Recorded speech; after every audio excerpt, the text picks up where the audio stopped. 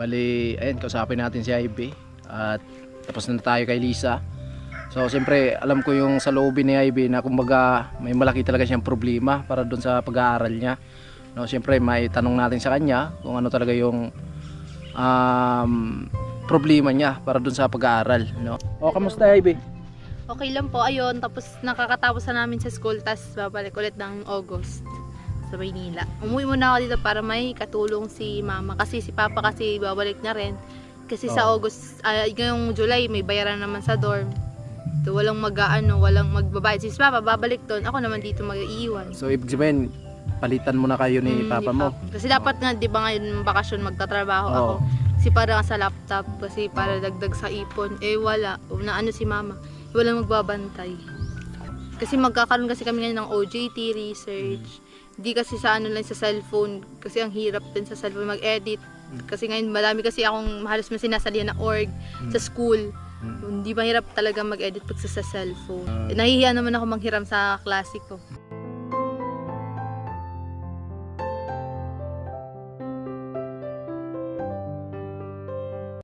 Siya yung tao na handang tumulong sa nangangailangan. Hirap ng buhay at pagsubok man ay naranasan. Nagsumikap makaaw ng narap lahat ng alon. Siya si sanay para soon natubong ka na mas matik. Isang tao lang maghirap pero may pagsusumikap. Isa din sa may pangarap na tumulong sa mahirap. Sa simpleng paraan naghahati ng kasiyahan sa mga kababayan at nahihirapan. Hati niya ay saya kasama ang munting ayuda para sa Yo, what's up? Magandang umaga po mga kasani. Panibagong araw, panibagong vlog na naman to. Bali ngayong araw po mga kasani ay meron tayong surprise sa mga angels. At syempre maraming salamat kay Kuya Obet and Ate Erlinda. Maraming salamat po sa tiwala at suportan nyo sa amin. At ingat po kayo palagi. Sigada balang magbalik ng maraming blessing po sa inyo.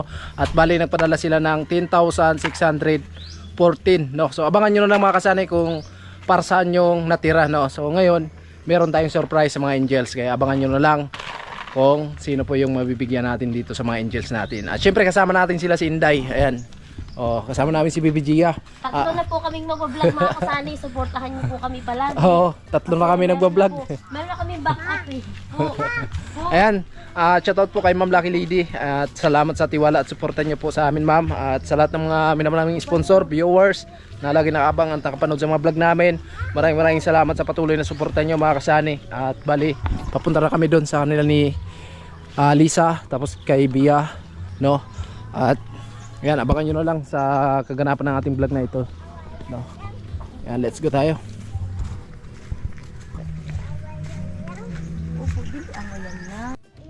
Lakad, kawawa naman Bibi. Oh, putik ng paa. Wag away yang ha. Ate yang. Di ba ate mo yung yang? Best friend niya kasi. Oh, wag mo awayin, no? Best friend niya tapos kaaway niya rin. Kaaway din yan sila eh, mga bata. Oh, dandaan lang. Hello. Hello guys. Dito na kami sa kanila ni Kuya Junjun mga kasani. Oh, ito yung lugar nila. Napaka-tahimik. May nagbibidyoke. Si Kuya Junjun nagpausok dun sa mga alaga niya. Sana all, naglalaba. Grabe no, sipag ni Lisa ngayon. Kakauwi na galis. Oh. Si ate, magandang hapon te. Ay, magandang hapon. Nasaan si Ivy? Bahay muna kami kasi hapon na. Hi. Ay, dalawa naman pala kayo eh. Mabilis lang matapos yan. Yan, ito yung bahay nila ni Lisa.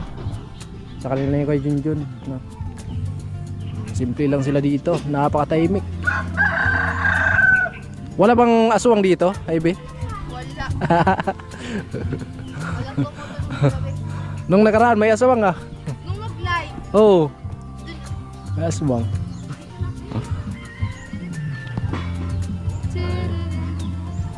Si Ivy.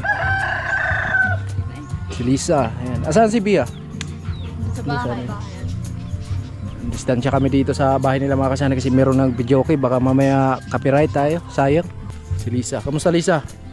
Okay lang. Bakit malungkot? Ha? Bakit malungkot? Si Ivy iba eh. Masayahin si Ivy. Tapos si Bia.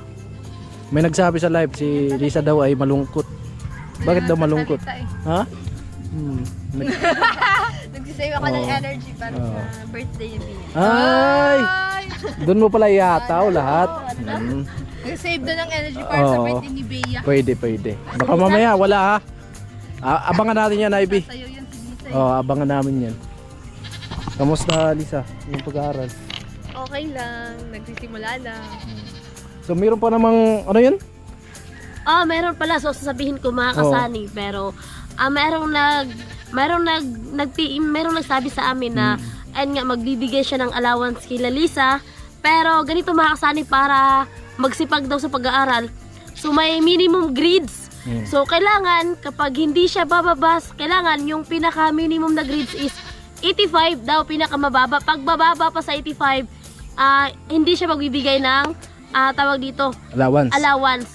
So, pag mataas, so pag tuloy-tuloy, monthly ka makakatanggap. Kasi, gusto niya kasi, mayroong ano talaga ng grades para daw, mas magsipag mag-aral. Hindi lang na magsabi, okay na tong grades ko kasi at least meron naman akong allowance every month. So, dito is meron talagang, titingnan niya talaga yung grades. I-send talaga sa kanya yung grades para makita niya kung mataas kasi para daw mas ganahan daw siya. Silang At dalawa para- ni Bea.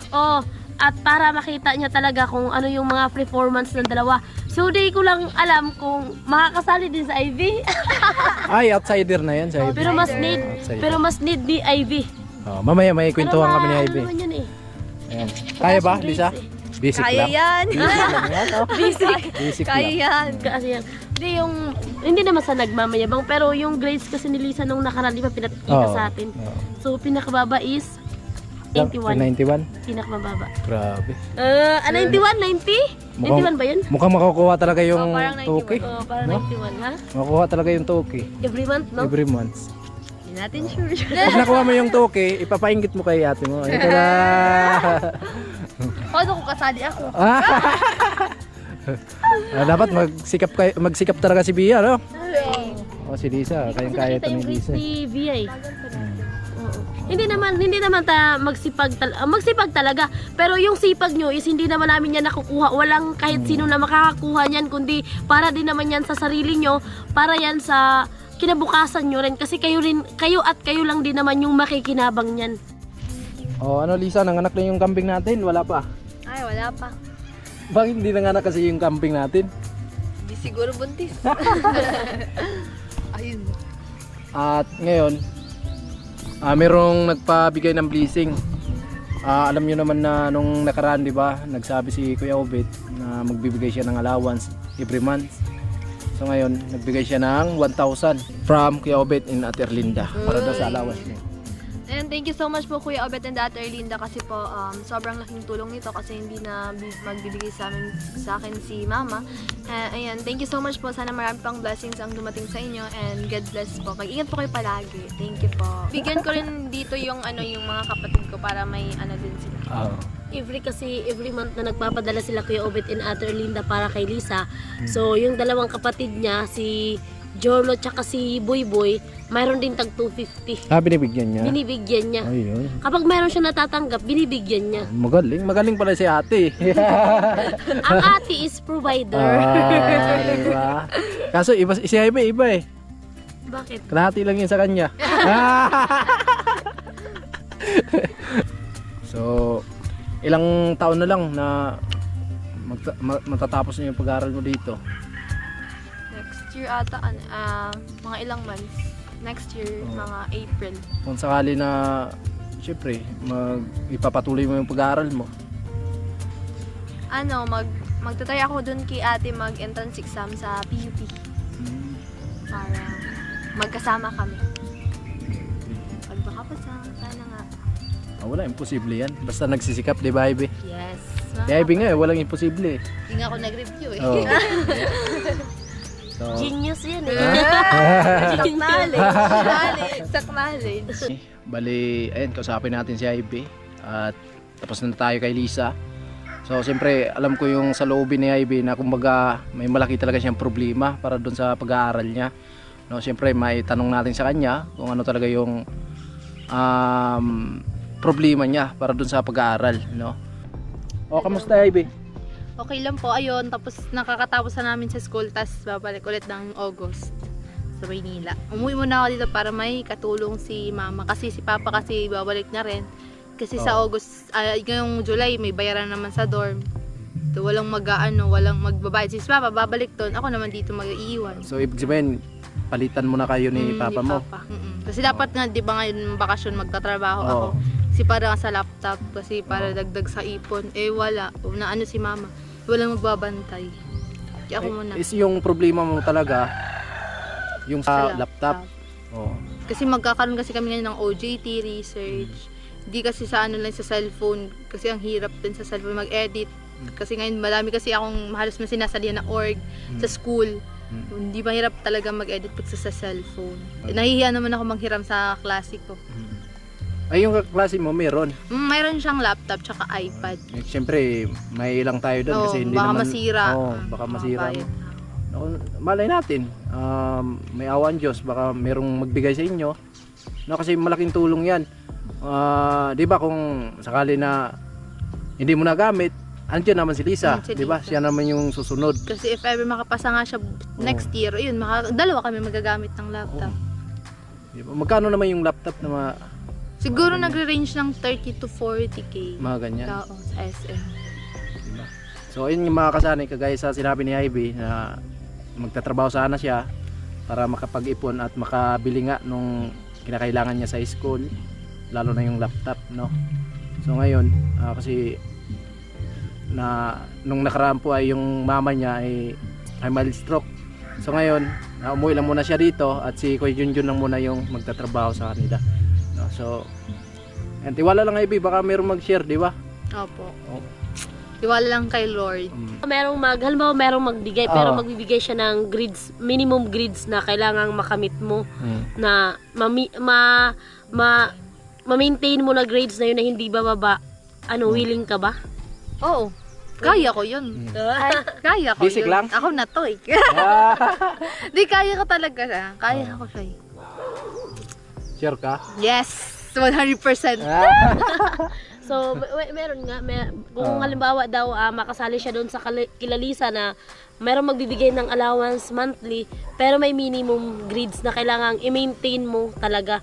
So, para sa akin, so magandang idea din naman po yun kasi para mas makita mong magsipag yung tinutulungan mo, mas magsisipag pa sila sa pag-aaral kasi hindi lang porket na umaasa sila na meron silang allowance, at least sinisikap din nila na mataas yung grades nila, ma-maintain nila yung grades nila na ganun nga, hindi naman sa na mag-ano na lang sila, mag-ano sa allowance na magbubulakbol na lang sa pag-aaral, hindi mag-aayos. So, pag may minimum grades, alam natin yan na magsisipag talaga yan sila kasi hindi nila makukuha yung allowance nila kung hindi maintain yung grades nila.